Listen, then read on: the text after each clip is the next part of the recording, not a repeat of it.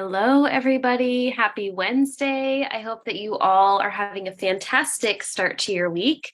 It has been a while since I've popped in here and done a live. I have been busy with multiple different trainings that you guys all have access to, but I just have not popped into this group and actually done a little live video. But today we're actually going to be talking about the myth of balance.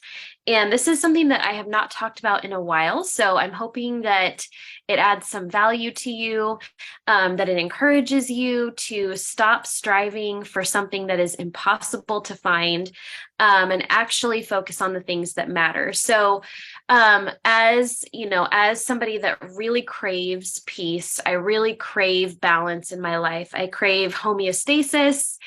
I crave harmony with other people. I'm also really good at creating harmony with other people. It is really hard for me when things feel out of balance. And so I spent, the majority of my life trying to find that perfect balance, realizing that there was no way for everything to be balanced all the time. And I want to talk about this in the context of balancing our hormones or, working on our emotional health, what have you, because it's really important to understand that maybe this is not a season to be striving for perfect balance or perfection in all areas. This might actually be a season for knowing what to prioritize for you in this season that's actually going to bring you the level of healing that you need. So I'm going to use kind of one of the worst periods of my life as an example of this. Okay, so many of you, if you've been around for any length of time, you know a portion of my story, which is after my first daughter was born, which she will be 12 in just a couple weeks here. I had really bad postpartum depression and anxiety that went undiagnosed. And it went undiagnosed because my dad had just passed away, and I thought I was just grieving. I think, there's a lot going on in my family. There's a lot of, changes. My dad just lost his, 18-month battle with brain cancer. I have a new baby. That's kind of a little bit to be dealing with, right?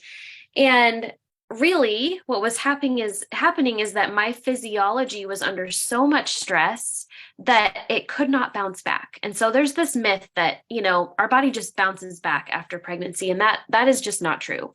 For the majority of people, that is not the case. So I was a hot mess express and went to my regular doctor when my daughter was about 9 months old. So I was 9 months postpartum, and explained to her that, I'd been having some fatigue, like really bad fatigue in the afternoons, in spite of, having coffee all the time. I had been having insomnia, night terrors, waking up in, hot sweats or night sweats and hot flashes, and losing a ton of weight and having, heart palpitations, all of these just kind of off the wall symptoms. And she just kind of looked at me like, and you know and I was like, well, can we do some lab testing? Like, is there something we could do to kind of figure out what's going on here? And she very reluctantly did some lab testing, which I will never understand. I have been working in clinical settings for upwards of 19 years, I think, at this point, if you're counting my clinical rotations in nursing school. And I still don't understand the resistance to just looking a little bit deeper, but that's besides the point. So I go in, I am hot mess express, right? And the reason why I'm sharing this story is because I think some of you can relate to being in that season of feeling like you're just constantly putting out fires. Like you have a health issue with yourself, or maybe your spouse or your children, and you don't know where to start, and there's no way to balance it all. So I want you to just take that idea that you have to balance it all and flush it down the toilet. You do not have to balance it all to make progress. Okay. You do not have to be working on every single issue in your life in order to be making progress. So we're just going to flush that down the drain. Okay. So back to my story. I have so much resistance with this person. She finally, very reluctantly, does lab testing. And of course, it all comes back normal, even though functionally it was not normal at all. My thyroid was extremely high. which explain, the heart palpitations, anxiety, insomnia, weight loss, all of these symptoms that she just ignored. And so I was like, I cannot live this way anymore. And this is not a psychological problem. This is a physiological problem. And so I'm going to find a doctor who can listen to me. So I did. And I went in and he, no joke, did a 1 hour presentation on all of my problems. And it was good to the extent that I really needed to see how much my body and my mind and my emotions were being impacted by, having gone through an entire pregnancy while my dad was on hospice, losing my dad when she was 5 weeks old, dealing with, multiple other chronic stressors in my life, how that was impacting me. Now, if I had taken that, everything that he showed me and his 21-page protocol, and thought, I need to balance everything today, there's no way that that can happen. You can't do that, right?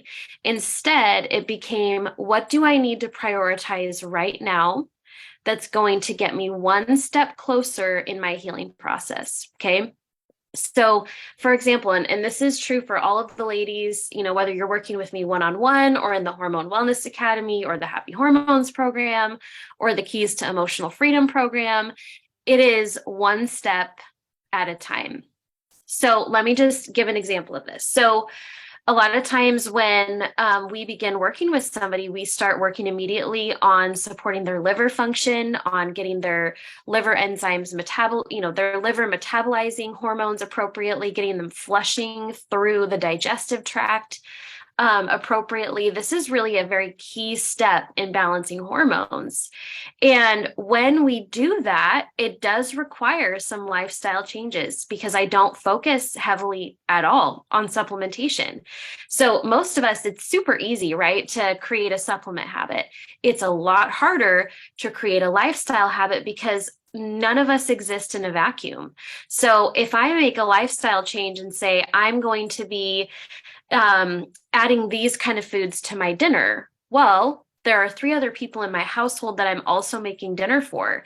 And so now I have to overcome that little obstacle of, okay, how am I going to do this and not make separate meals? That is a really big question and a really big obstacle or hurdle that a lot of the women in my programs perceive to be an issue because their life does depend on it. Their perception of balance at that time is now thrown off. And so if they were to think, gosh, I have to make 2 separate meals for my family and I have to do, this certain other habit, now everything is thrown out of balance. And that feeling of being thrown out of balance can feel very unnerving. It can feel almost like you're going backwards when really you're going forwards. And so just like I'm telling you guys right now, what I tell them is it's not about balance. It's about prioritizing the right thing. And so in this situation with cooking dinner, for example, we don't have to make 2 separate meals. What I'm going to show you is how to make the same meal and just add a couple of the other foods in there for you. So again, it's about prioritizing the thing for you. Another big example of this is sleep. So how many of you, I'm just curious because we've got a couple people watching, struggle with sleep? You have a really hard time going to bed at a decent hour.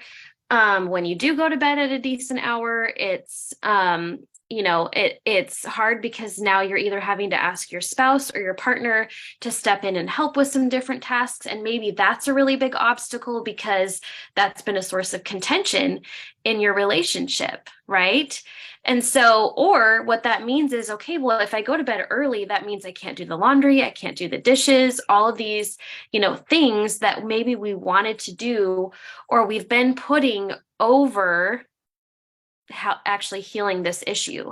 And so instead of that mindset of I have to do it all and it all has to be balanced, what we need to be doing is telling ourselves, I actually need to prioritize this thing right now. And that means that if I'm prioritizing this thing, I'm prioritizing sleep, then I'm not going to get to the dishes at nighttime, or I'm not going to get to the laundry. And that's going to be okay. Because guess what? When you're getting really good quality sleep, and you're prioritizing those sleep habits, all of a sudden you're waking rested during the day. And now you have energy to do that during the day.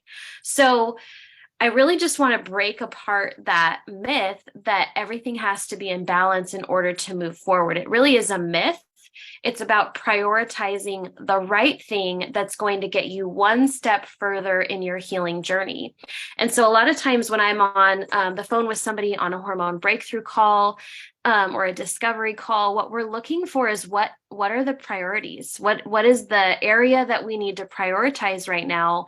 And how can we take just one action step in that direction? Because if we do anything more than that, it's going to actually be really hard to tell what's working. So, if that's you and you're like, I know I have all of these symptoms, I don't even know where to start.